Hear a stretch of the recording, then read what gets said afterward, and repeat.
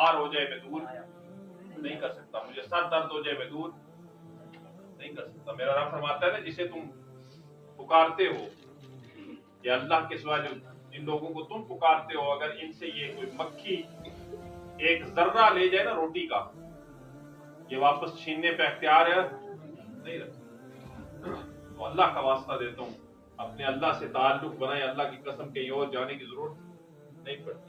और जब अल्लाह से ताल्लुक टूटता है ना, फिर इस तरह दर दर की ठोकरें मुकद्दर बनती है, फिर इस तरह आस्थानों पे आया जाता है।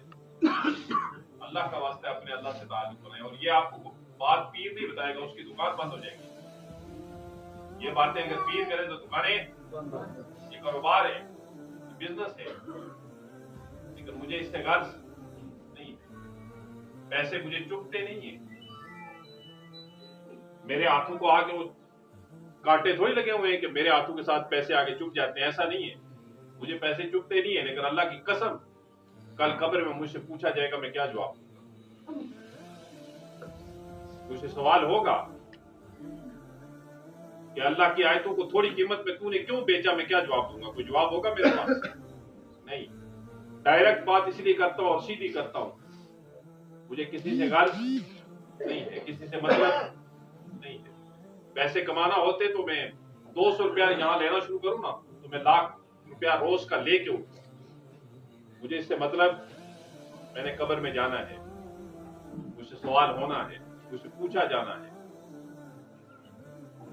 अल्लाह का वास्ता है, अपने अल्लाह से ताल्लुक बनाएं, कहीं और जाने की जरूरत नहीं पड़ती। और अल्लाह से ताल्लुक टूटता है तो फिर इस तरह दर दर पे झुकना मुकद्दर बन जाता है, लेकिन होगा कुछ नहीं। बिगड़ियां कहां से बनती है? अल्लाह के दर से बनती है। मुश्किलें कहां से दूर होती है? अल्लाह के दर से दूर होती है। परेशानियां कहां से खत्म होती है? अल्लाह के दर से खत्म होती है। अपने अल्लाह से ताल्लुक बनाएं, और अल्लाह से ताल्लुक बनाने का वाहिद जरिया नमाज है। मैंने आज तक किसी का नाम पूछा हो? मैं नहीं पूछता, मुझे इससे गर्ज नहीं है। कहां से आए ये तो दूर की बात, मैं ये भी नहीं पूछता नाम क्या है आपका, मुझे क्या मतलब इससे। मुझे सिर्फ गर्ज ये है कि आप नमाज पढ़ते हैं, उसमें बताएं मेरा फायदा, मेरा नुकसान। अगर आप पढ़ेंगे तो फायदा किसका है? आप नहीं पढ़ेंगे तो नुकसान किसका है? मैंने अपनी कब्र में अकेले अपने अमाल के साथ जाना है, और आपने अपनी कब्र में अकेले अपने अमाल के साथ जाना है। लेकिन एक सारे मुसलमान हैं आप, अल्हम्दुलिल्लाह मुसलमान है सारे। नबी का सबने कलमा पढ़ा है, आका रहमत सल्लल्लाहु अलैहि वसल्लम का। अब मैं अगर कहूं कि आप आका के दुश्मन है जो नमाज नहीं पढ़ते, तो उस पर क्या बीतेगी? बोलो ना, क्या आका की दुश्मनी करते हो? अच्छा लगता है? एक हदीस सुनो, आका करीम नबी रहमत सल्लल्लाहु अलैहि वसल्लम ने फरमाया कि मेरा रब फरमाता है, ऐ मेरे हबीब, जो तेरा उम्मती नमाज नहीं पढ़ता हो, तेरा भी दुश्मन है, मेरा भी दुश्मन है। आप बताएं, आपकी नमाज कैसे छूट रही होती है? कपड़े पाक नहीं। आपकी नमाज कैसे छूट रही होती है? सर दर्द है। आपकी नमाज कैसे छूट रही होती है? काम काज में मसरूफ था। क्या इसमें नमाज माफ हो जाती है? जी क्यों आका और अल्लाह के दुश्मन बने हुए? अल्लाह का वास्ता है, अपने अल्लाह से ताल्लुक बनाएं, नमाज की तरफ आ जाओ। अल्लाह की कसम, अल्लाह कहीं और किसी दरवाजे पे जाने नहीं देता। कभी उससे मांगो तो सही। कितने प्यार से कहा, उदऊनी अस्तजिब लकुम, पुकार तो सही, ना सुनो तो कहना। कभी पुकारो तो सही उसे, कभी मांगो तो सही उससे। उसने कह दिया आदम से लेकर आज तक सुन सुन के थक गया हूं, आप किसी और के दरवाजे पे जाओ, कह दिया उसने? नहीं, वो आपकी शरक से भी ज्यादा करीब। मेरा हदीस कुदसी है ना, मेरा रब फरमाता है, बड़ा मैदान हो, उसमें हर तरह का पूरी दुनिया के लोग इकट्ठे हो। कोई चीख के बोलेगा, कोई आराम से बोलेगा, कोई दिल में बोलेगा, कोई तालू जबान को तालू के साथ लगा के बोलेगा, कोई रो के बोलेगा, अपनी अपनी जबानों में बात करेंगे। कोई पाकिस्तानी उर्दू में बात करेंगे, कोई पंजाबी बोलेगा, कोई अरबी बोलेगा, कोई फारसी बोलेगा।